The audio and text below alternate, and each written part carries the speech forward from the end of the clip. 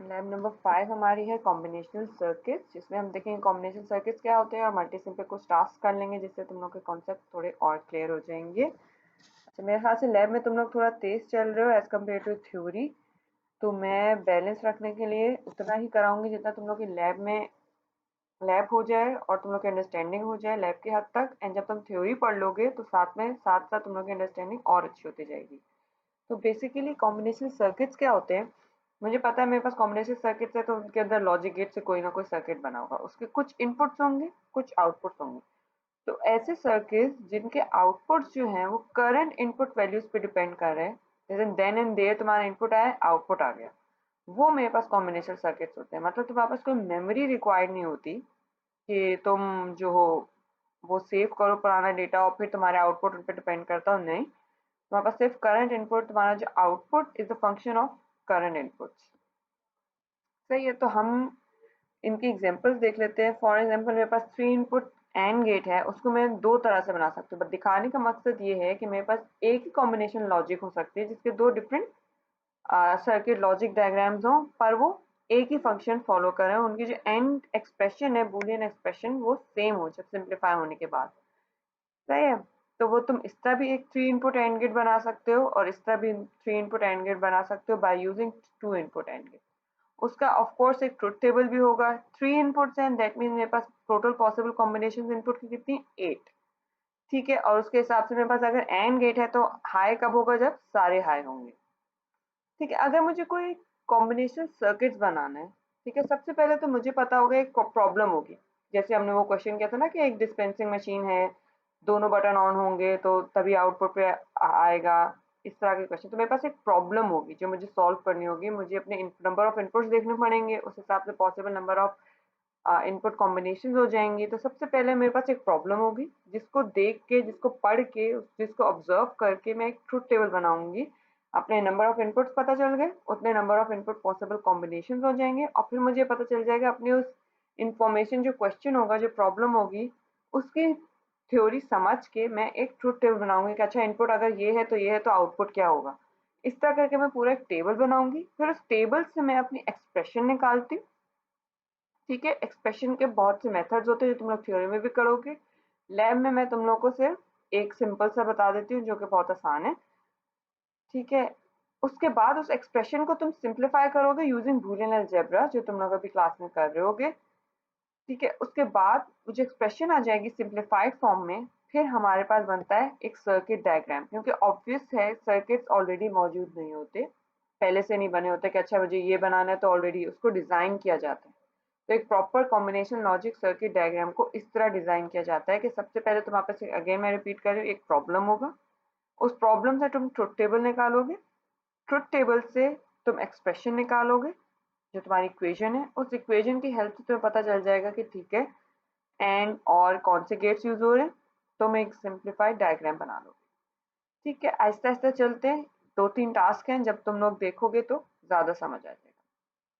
इसमें तुम लोग को ये कॉम्बिनेशन सर्किट गिवन है। ठीक है, पी और क्यू और आर 3 इनपुट हो गए, टोटल पॉसिबल इनपुट कॉम्बिनेशन कितनी होगी 8, 2 की पावर 3, एक आउटपुट है। ठीक है, मेरे पास क्या हो गया, ठीक है, एक नैंड है, एक नॉट हो रहा है और फिर इन दोनों का आउटपुट जो है वो क्या हो रहा है, नॉट। एक्सप्रेशन कैसे हो जाएगी ये हम देख लेते हैं। पी क्यू का क्या हो रहा है, नैंड, और फिर नैंड होके आर का नॉट हुआ हुआ है यहाँ पे और वो फिर आगे होके नॉर हो रहा है। तो अगर मैं इसको देखना चाहूँ तो मेरे पास ये इस तरह है कि मेरे पास पी क्यू का यहाँ पे पी क्यू बार आ गया, नैंड मल्टीप्लाई हो रहे हैं, आर का बार आ गया और फिर नॉर के बाद क्या हो गया, P Q bar plus are बार, और फिर ऊपर नॉर के लिए मैंने क्या किया, दोनों का सम करके बार लगा दिया। अब मुझे इस इक्वेशन को सिंप्लीफाई करना है। ठीक है, अब मैं देखूंगी अच्छा सिंप्लीफाई करना है, तो मैंने कहा कि ठीक है, मैं इसको डी मॉर्गन्स लॉ तुम लोग पढ़ रहे होगे, वो ये कहता है कि ए प्लस बी का बार, मतलब अगर ए और बी नॉर हो रहे हैं तो दैट इज इक्वल्स टू ए का नॉट एंड बी का नॉट। ये मेरे पास आ जाता है डी मॉर्गन्स लॉ, वो मैंने यहाँ पे लगाया हुआ है कि P Q bar plus are बार का टोटल बार के साथ मैंने क्या किया, डी मॉर्गन्स लॉ लगाने के बाद प्लस साइन किस में चेंज हो गया, एंड में। पी क्यू बार के ऊपर बार आ गया, आर बार के ऊपर एक और बार आ गया, बार और बार आपस में कैंसिल होते हैं, ऑब्वियस सी बात है। अगर मैं एक नॉट गेट के आगे एक और नॉट लगा दूं, जो मेन इनपुट आ रहा था आउटपुट पे वही सेम इनपुट आएगा। सही है, तो मेरे पास क्या आ जाएगा, ये पी क्यू आर, मेरे पास ये फाइनल इक्वेशन बन गई। मतलब मेरे पास 3 इनपुट का एंड गेट है। तो मैं अगर सिंपल 2 एंड गेट ले लूँ या सिंपल बना सकती हूँ, तो मेरे पास ये एक्स्ट्रा गेट्स जो थे वो ज़रूरत नहीं है उनकी। तो मकसद बताने का ये था कि मेरे पास इस सर्किट से भी वो लॉजिक बन सकती है, इस सर्किट से भी वो लॉजिक बन सकती है कि मैं सिंपल 3 इनपुट का एंड गेट कर लूँ, या मैं इन गेट्स को यूज़ करके इस इक्वेशन के हिसाब से ये सर्किट बना लूँ। हमारा मेन एम ये होता है कि हम कम से कम गेट्स यूज़ करें, सही है, ताकि सिंप्लीफाइड फॉर्म में हमारे पास आंसर आ जाए। ठीक है जी, अब हम चलते हैं आगे। ठीक है, यहाँ पे तुम लोगों की एक्सप्रेशन आ जाएगी जो वहाँ पे सॉल्व हुई हुई करा दी। फिर तुम लोगों को क्या करना है, ये ट्रुथ टेबल फिल करना है, ये आसान है। उसके बाद क्या करना है, ये जो सर्किट है उसको तुम लोगों को इम्प्लीमेंट करना है मल्टीसिम पे। मल्टीसिम पे जिससे हमने लैब 4 में देखा था, उसी तरह गेट्स लगा के, इनपुट सोर्स लगा के, आउटपुट पे तुम लोग को इंडिकेटर लगा के ऑन एंड ऑफ देखना है। ठीक है, गेट्स तुम्हारे वही हैं। एंड लैंड के लिए तुम्हें उठाना है 7400, नॉट आईसी की तुम्हारा नंबर होता है 7404, वो तुम लोग देख लेना, वो यूज कर लेना मल्टी सिम पे। और फिर क्या करना कि उनको ये अपने आउटपुट्स को वेरीफाई कर लेना, and do attach the screenshot of the circuit diagram जो तुम उसमें बनाओगे। मेरे पास तीसरा सर क्वेश्चन क्या है, derive the logic circuit and truth table of following Boolean expression. मेरे पास ये एक एक्सप्रेशन है। सबसे पहले क्या करना है, तुम्हें एक लॉजिक सर्किट बनाना है। तुम्हें इसमें पता चल रहा है ए और बी का और हो रहा है, ठीक है, वो एंड हो रहा है ए बार प्लस बी बार के और से। तो तुम लोगों को बेसिकली इस लैब में ये देखना है कि ठीक है, एक एक्सप्रेशन को तुम एक डायग्राम में कैसे कन्वर्ट कर सकते हो और एक डायग्राम से एक्सप्रेशन कैसे निकाल सकते हो। तो ये तुम लोगों का दोनों क्वेश्चंस हो गए कि ठीक है, इसमें तुमने एक डायग्राम से एक्सप्रेशन निकाल ली थी, इसमें तुम एक्सप्रेशन से डायग्राम बना रहे हो। तो बेसिकली तुम्हें यहाँ पे देखना है कि ठीक है, ए प्लस बी मतलब ये और गेट हो गया, ये एंड हो रहा है किससे, ए बार प्लस बी बार से। ठीक है, ए और बी का नॉट हुआ पहले आपस में अलग अलग, और फिर वो और हो गए, फिर उनका एंड। टोटल गेट्स कितने हो गए इसमें, 1 2 3 4 5। तो ये तुम लोग करना, नहीं समझ आए तो मुझसे पूछ लेना, कोई इशू नहीं है।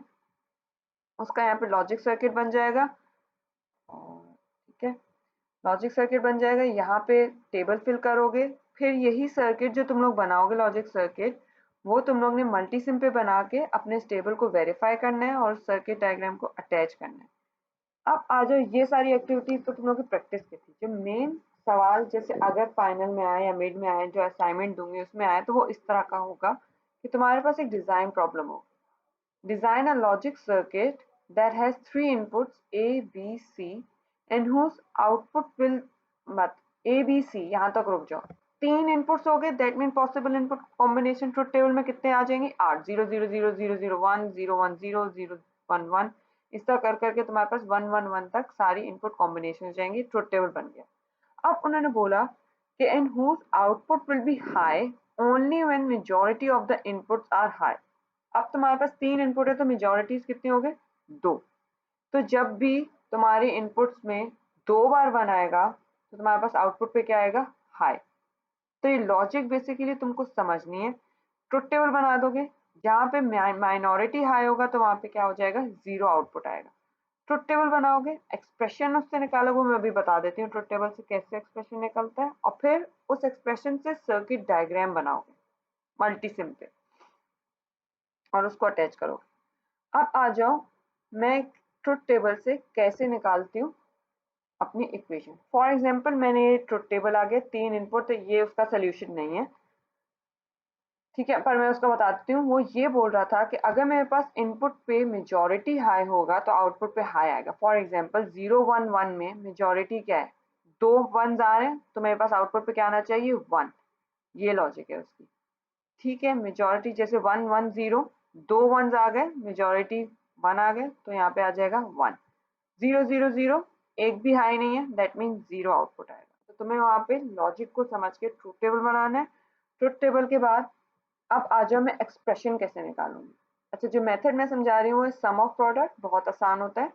इसमें हम ये देखते हैं कि अगर मेरे पास एक ट्रुथ टेबल है तो मेरे पास आउटपुट की कॉलम को देखोगे, जहां पे 1 आएगा उसको तुम मार्क कर दो, हाई जहां पे आ रहा है उस लॉजिक को मार्क कर दो, ठीक है। फिर और 0 वालों को भूल जाओ। फिर तुमने ये देखना है कि अच्छा ठीक है, 1 जहां पे आ रहा है तो वहां पे a की वैल्यू क्या है, 0, तो मैं उसको रिप्रेजेंट करती हूँ a बार से। फिर मैं b को देखती हूँ, b की वैल्यू क्या है, 0, बी 0 को मैं हमेशा बी बार से रिप्रेजेंट करूंगी कि बी का नॉट हो रहा है, बताने के लिए कि 0 वैल्यू है। सी का क्या हो रहा है, सी बार। तो मेरे पास एक टर्म आ जाती है ये कि ए बार बी बार सी बार जो आपस में तीनों एंड हो रहे हैं, प्रोडक्ट हो रहे हैं, ये मेरे पास एक टर्म बन गई। दूसरा हाई कब आ रहा था, इस वाली, इसमें क्या हो रहा है, ए 1 है तो मैं उसको एज ए लिखूंगी, बी 0 है तो मैं इसको बी बार लिखूंगी, सी की वैल्यू 0 है तो मैं उसको सी बार लिखूंगी। तो मेरे पास एक नई टर्म आ गई, A B bar C bar. Again मैंने इसको एक्सक्लूड कर दिया, फिर कहाँ पे बना है, इसमें। फिर मैंने देखा कैसे बना रहे, ए बी और सी की वैल्यूज देखी, ए और बी 1 थे तो मैंने ए और बी को एज इट इज लिख दिया, सी की वैल्यू 0 है तो मैंने सी को बार 0 को रिप्रेजेंट किया सी बार से। इसी तरह अगेन 1, सब ए बी सी 1 1 1 है तो मैंने सबको हाई को रिप्रेजेंट किया ए बी सी से। मेरे पास टोटल टर्म्स कितनी हो गई, 1 2 3 4, जब मेरे पास वैल्यू 1 थी। इन सब टर्म्स को मैंने कहा कि ठीक है, मैं जब ऐड कर दूंगी तो मेरे पास मेरे आउटपुट की एक्सप्रेशन आ जाएगी। मतलब इन सारी टर्म्स का मैं और कर दूंगी तो आउटपुट में मेरे पास एक्सप्रेशन आ जाएगी। तो ये मेरे पास सम ऑफ प्रोडक्ट्स है, मतलब जो प्रोडक्ट्स हुए हैं उनका आपस में सम। इस तरह मैं निकाल लेती हूँ अपनी एक्सप्रेशन y की। ठीक है, तो बेसिकली तुम लोग को मैं फिर से रिपीट कर देती हूँ। क्या देखना है, जहाँ पे 1 हो, आउटपुट पे 1 आ रहा है, मैंने उनको मार्क कर दिया, उनकी टर्म्स अलग अलग बना दी विद रिस्पेक्ट कि मैंने देखा कि ए बी सी की क्या वैल्यू है। अगर ए की वैल्यू 1 है तो मैंने उसको ए लिखा, अगर ए की वैल्यू 0 है तो मैंने उसको ए बार से रिप्रेजेंट किया, और उन आपस में उन टर्म को एंड करा दिया या मल्टीप्लाई करा दिया। ठीक है। इनपुट को फिर उन बाकी जो भी मेरे पास, फिर मैंने देखा 1 कहाँ पर है, उसके रिस्पेक्ट मैंने इनपुट को कॉरेस्पॉन्डिंग इनपुट को मैंने मार्क कर दिए ए बी बार सी बार। इस तरह करके मेरे पास डिफरेंट टर्म्स आ जाएंगी जहां जहां 1 होगा, और फिर उन सबको मैं आपस में ऐड कर दूंगी तो मेरे पास ये एक्सप्रेशन निकल आएगी। इस एक्सप्रेशन के बाद अब मैं इससे मैं क्या बनाऊंगी, अपना लॉजिक डायग्राम। गेट्स, जैसे ए का पहले नॉट हो रहा है, फिर बी का नॉट हो रहा है, सी का नॉट हो रहा है, फिर वो आपस में एंड हो रहे हैं, प्लस और हो रहे हैं, ये सारे आपस में और हो रहे हैं। तो तुम लोग इसकी प्रैक्टिस करोगे तो आइडिया हो जाएगा, नहीं होता तो क्वेश्चन आंसर सेशन जो होगा उसमें पूछ लेना, उसमें देख लेंगे, कोई इशू नहीं है। ठीक है, ये तुम लोग की लैब थी छोटी सी, इसमें तुम लोग जहाँ जहाँ तुम लोग को बोला गया है वो चीज़ें देनी है। मैं फिर से रिपीट कर देती हूँ, एक वर्ड फाइल बनेगी जिसमें तुम लोग एक्सप्रेशन जो होगा वो लिखोगे, ये टेबल बनाओगे वर्ड फाइल पे, मल्टी सिंपल सर्किट बनाओगे, उसको इम्प्लीमेंट करके और डायग्राम बना के उसका स्क्रीनशॉट अटैच करोगे।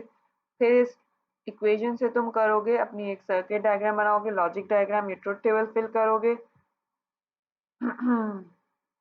ट्रुथ टेबल फिल करने के बाद मल्टीसिम पे बनाओगे, सर्किट अटैच कर दोगे, फिर ये वाला काम करना है खुद से। अच्छा, अगर तुम लोग को इक्वेशंस लिखने में इशू आ रहा हो वर्ड पे, तो तुम लोग बेशक अपने पेपर पे लिख के बेशक वो ही फाइल में अटैच करके दे दो, I don't have any issues. पर प्रॉपर स्कैन करके पीडीएफ दे दो, कोई इशू नहीं मोबाइल स्कैनर से, अगर तुम लोग को पेपर पे काम करना ज्यादा आसान लगता है।